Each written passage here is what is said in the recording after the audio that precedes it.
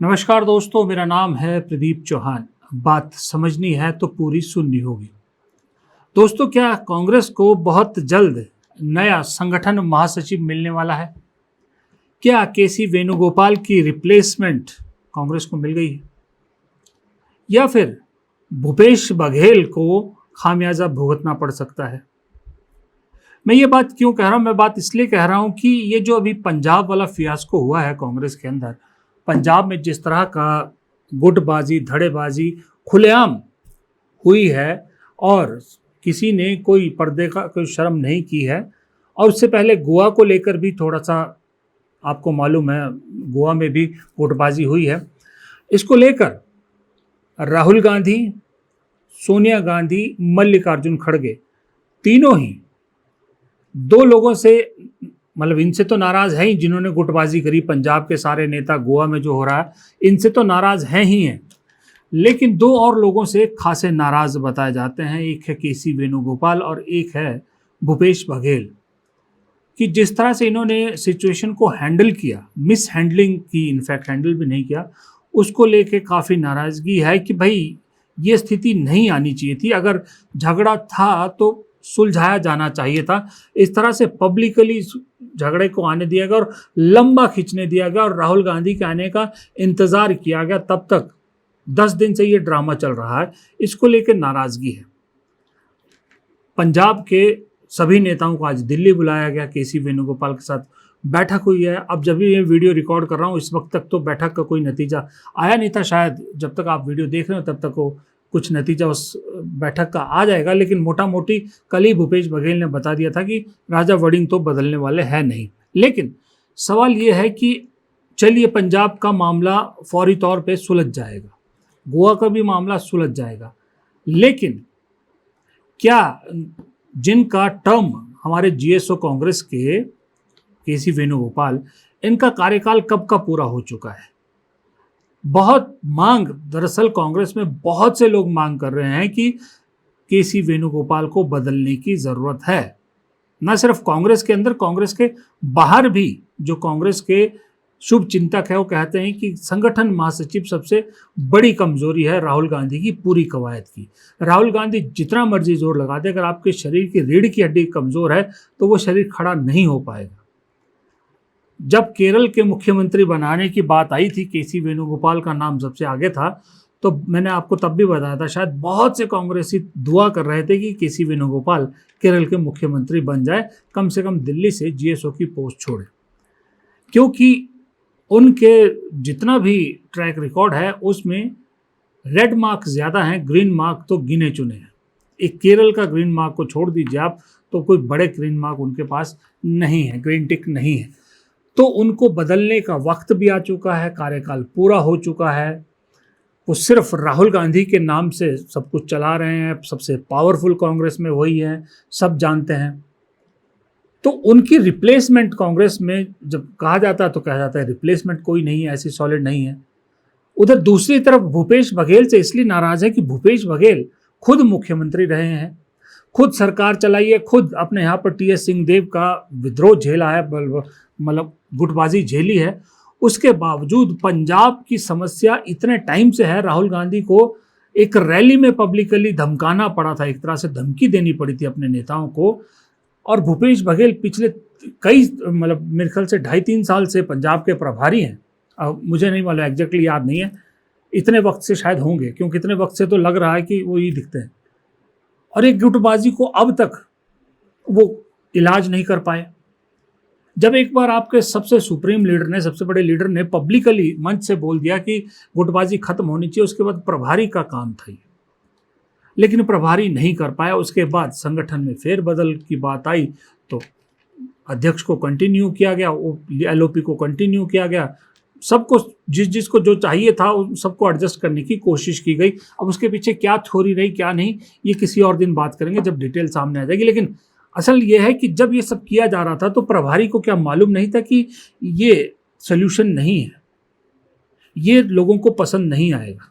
अगर चलिए मान लीजिए प्रभारी भूपेश बघेल कह रहे हैं कि हाईकमान का फैसला आखिरी होता है, तो फिर वो प्रभारी का काम है ना कि संभालना, चीज़ों को संभालना, चीज़ों को खराब ना होने देना, चार दीवारी में सब कुछ सुलटा लेना, ना कि पब्लिक के सामने तमाशा करना। पब्लिक के सामने तमाशा करने से उन नेताओं की तो फजीयत हुई जिन्होंने तमाशा किया। बीजेपी ने खूब मजाक उड़ाया, आम आदमी पार्टी ने, अकालियों ने, सब ने खूब मजाक उड़ाया, लेकिन फजीयत प्रभारी की भी हुई और फजीयत कांग्रेस हाईकमान की भी हुई। कि इसीलिए गोदी मीडिया के चैनलों की हेडलाइंस आपने देखी थी। हेडलाइंस है कि बीजेपी में हाईकमान के सामने किसी की चूं करने की हिम्मत नहीं होती और कांग्रेस की हाईकमान की कोई सुनता नहीं। इस तरह की हेडलाइंस उन्होंने चलाई थी। ये इसका बहुत बड़ा जिम्मा प्रभारी भूपेश बघेल पर भी।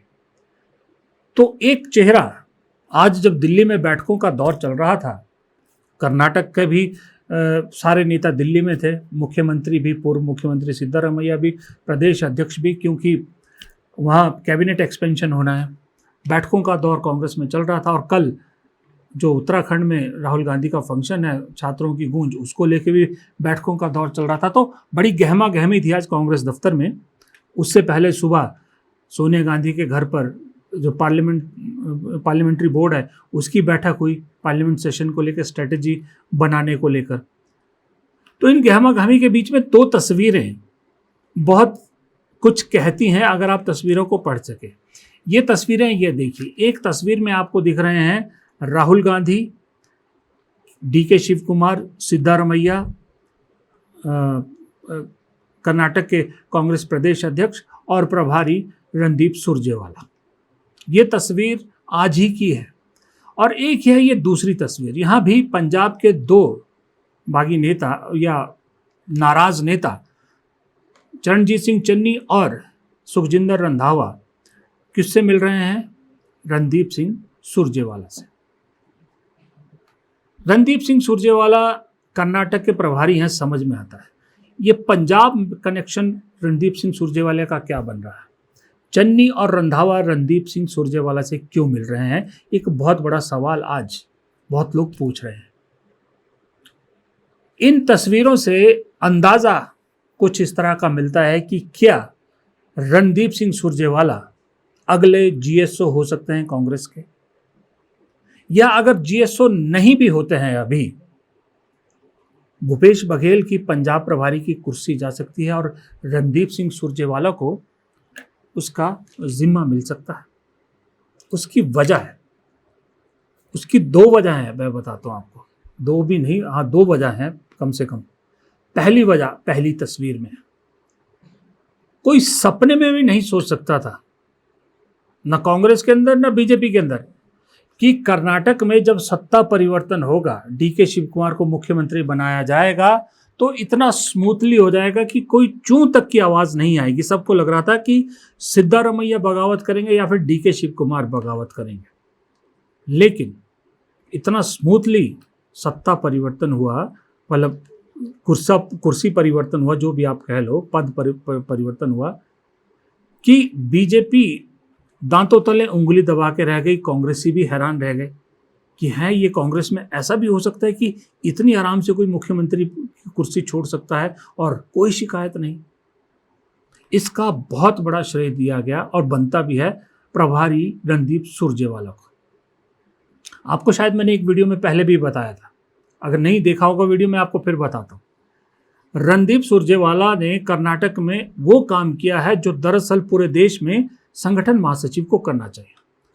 रणदीप सुरजेवाला के बारे में कहा जाता है कि कर्नाटक में हर ब्लॉक अध्यक्ष को वो नाम से जानते हैं, ब्लॉक अध्यक्ष को नाम से जानते हैं। संगठन को उन्होंने इतना मजबूत किया, इसलिए रणदीप सुरजेवाला की वहां इतनी चलती है कि अगर रणदीप सुरजेवाला एक बार कोई फैसला कर ले तो किसी नेता में नहीं है, हिम्मत नहीं है कि रणदीप सुरजेवाला की बात को काट सके, क्योंकि उन्होंने संगठन पे खुद काम किया। जो प्रभारी ब्लॉक अध्यक्ष को नाम से जानता हो, आप समझ सकते हैं। तो इसलिए रणदीप सुरजेवाला ने जब मध्यस्थता की, जब हाईकमान ने कहा कि अब वक्त है डीके शिव कुमार से वादा पूरा करने का, तो बड़ा स्मूथली हो गया।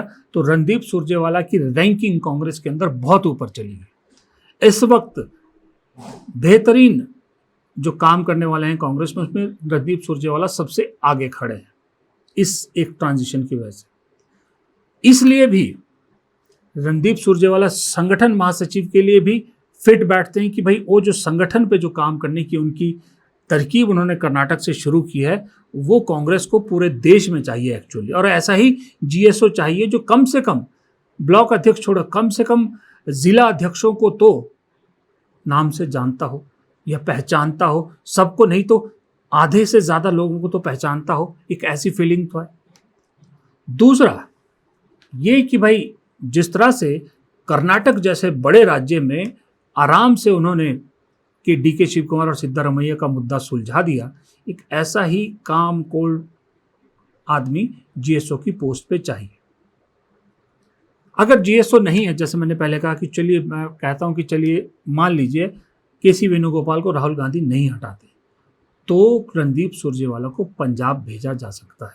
पहली वजह तो वही जो मैंने आपको बताई कि कर्नाटक में सिद्धारमैया और डीके शिव कुमार के इशू को उन्होंने कैसे हैंडल किया, वो एक बहुत बड़ी वजह बनती है बघेल की जगह उन्हें अब पंजाब का प्रभार देने की।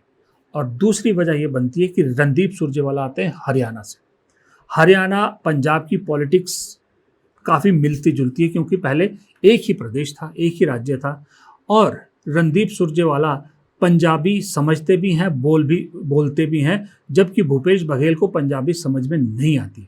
पंजाब का कल्चर, पंजाब की राजनीति, पंजाब की गलियां, रणदीप सुरजेवाला से एक बार मेरी भी बहुत साल पहले बात हुई थी जब वो हरियाणा में मिनिस्टर थे, तो वो कहते थे कि मैं हरियाणा से ज़्यादा पंजाब की गलियों को पहचानता हूँ।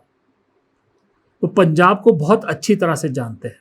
और ये जो चन्नी की और रंधावा की सुरजेवाला के साथ बैठक हुई है या मिलना हुआ है, चाहे अनौपचारिक तरीके से ही, वो अपने आप में काफ़ी कुछ कह देता है कि शायद रणदीप सुरजेवाला को पंजाब की तरफ राहुल गांधी भेज सकते हैं इस समस्या का जल्द से जल्द समाधान करने और कर्नाटक की तरह पॉजिटिव रिजल्ट लाने के लिए। हालांकि वक्त कम है, लेकिन सुरजेवाला, अब कुछ लोग कहेंगे कि सुरजेवाला खुद तो चुनाव जीत नहीं पाते, चुनाव तो जीते नहीं हैं। आपकी बात 100% सही है। मैं खुद कह चुका हूं कि सुरजेवाला को याद भी नहीं होगा कि उन्होंने आखिरी चुनाव कब जीता था। लेकिन जो संगठन महासचिव है उसमें स्ट्रेटेजी बनाने वाला चाहिए। मास लीडर से ज़्यादा स्ट्रेटेजी बनाने वाला लीडर चाहिए। मास लीडर के लिए आपके पास राहुल गांधी है, प्रियंका गांधी है, मल्लिकार्जुन खड़गे हैं, स्टेट प्रेसिडेंट है, मुख्यमंत्री हैं, सब है। जीएसओ की पोस्ट के लिए आपको स्ट्रेटेजिस्ट चाहिए, प्रभारी के लिए स्ट्रेटेजिस्ट चाहिए। इसलिए इस क्वालिटी की वजह से सुरजेवाला औरों से आगे खड़े होते हैं। और दूसरी बात, अब सुरजेवाला में एक नई क्वालिटी आई है जो पहले नहीं थी, बेबाकी से बोलना, सच बोलना। कर्नाटक में कहते हैं कि डीके शिव कुमार, सिद्धारमैया को अगर उनको कुछ सुनाना होता तो मुंह पे बोल देते हैं, आईना दिखा देते हैं। उसी तरह कुछ दिन पहले उनके खुद के गृह प्रदेश हरियाणा में जब नए प्रभारी ने बैठक ली तो वहाँ भी उन्होंने पूरी पार्टी को आईना दिखाया। सत्ता में आए बगैर कार्यक्रमों का क्रियान्वयन नहीं हो सकता।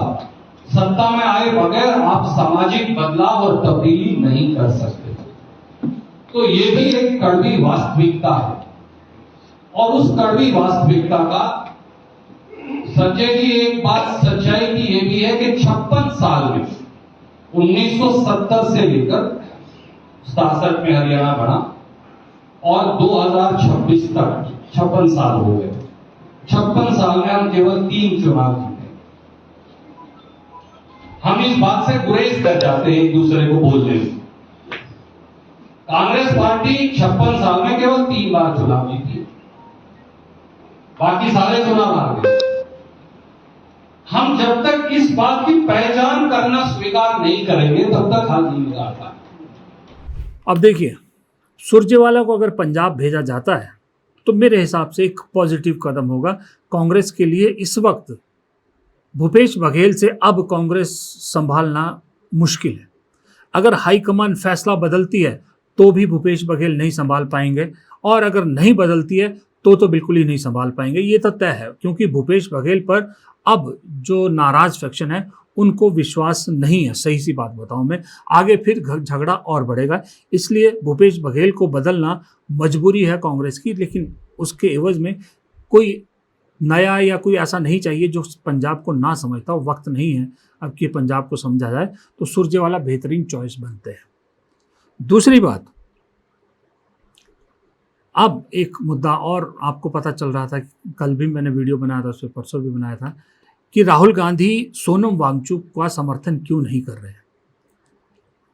राहुल गांधी के समर्थन में बहुत से लोग आ गए हैं। कांग्रेस के नेताओं ने भी, बहुत से लोगों ने ट्वीट के जरिए स्थिति बताई है, क्यों नहीं।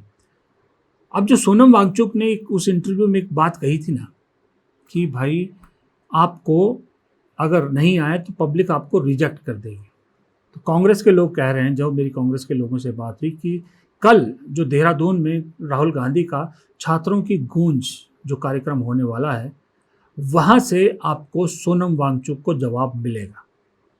सोनम वांगचुक के उस सवाल का जवाब, या जो पूछ रहे हैं कि राहुल गांधी सोनम वांगचुक के साथ खड़े क्यों नज़र नहीं आ रहे, उन सब को जवाब देहरादून के उस मंच से मिलेगा। साथ ही कुछ ये भी जानकारी मिल रही कि राहुल गांधी वहाँ से कुछ खुलासे भी करने वाले हैं उस मंच से, पेपर लीक को लेकर। कोई कह रहा रेट लिस्ट बताने वाले हैं, कोई कुछ, लेकिन कुछ बड़े खुलासे राहुल गांधी करने वाले हैं वहाँ से। तो कल जो देहरादून वाला उनका कार्यक्रम है, उस पर भी सबकी नज़र रहेगी। लेकिन उससे पहले मुझे लगता है कि पंजाब का मामला शायद सुलझ जाएगा, तब तक उस पर भी एक अहम जानकारी आएगी, तो आपको फिर कल के वीडियो में मैं दे पाऊँगा। क्योंकि अब अगर इसके बाद इंतज़ार किया तो फिर आप तक के आज का वीडियो नहीं पहुंचना था, इसलिए मैं पहले रिकॉर्ड कर रहा हूं। और दूसरा, जाते जाते कल आप में से बहुत से लोगों ने एक सवाल पूछा था, जब मैंने जिक्र किया था कि एक यूट्यूबर ऐसा है जब उसको कोई नहीं पहचानता था तो हाथ पैर जोड़ के राहुल गांधी के भारत जोड़ो यात्रा में राहुल गांधी का इंटरव्यू कर लिया था। उसके बाद पब्लिक ने उनको पहचाना। आज वही यूट्यूबर कह रहा है कि मोदी का अल्टरनेट गांधी नहीं हो सकता। उस यूट्यूबर का नाम है समधीश, अनफिल्टर्ड बाय समधीश के चैनल का नाम है। एक छोटी सी झलक, छोटी सी उस बात को मैं आपको सुना देता हूँ। इतनी सी बात सुनाऊंगा क्योंकि कॉपीराइट आ जाएगा, जहां वो कह रहे हैं कि मोदी का अल्टरनेट गांधी नहीं हो सकता। आप ये सुनिए, फिर आप बताइए कि क्या मैं गलत कह रहा था। बट यार फिर भाई यार अभिजीत, ऑनेस्ट बात हो रही है ना, फिर ऑल्टरनेटिव ये थोड़ी है कि मोदी उठा के गांधी ले आओ। सही बात ये है। थोड़ी कोई ऑल्टरनेटिव होता Exactly. है। इंसान तो उस पार्टी में भी मेन ही होता है, इस पार्टी में मेन सही होता है। बात, मैं वही तो बोल रहा हूँ। इस वीडियो को फिर मैं यहीं खत्म करता हूँ। इजाज़त दीजिए, नमस्कार।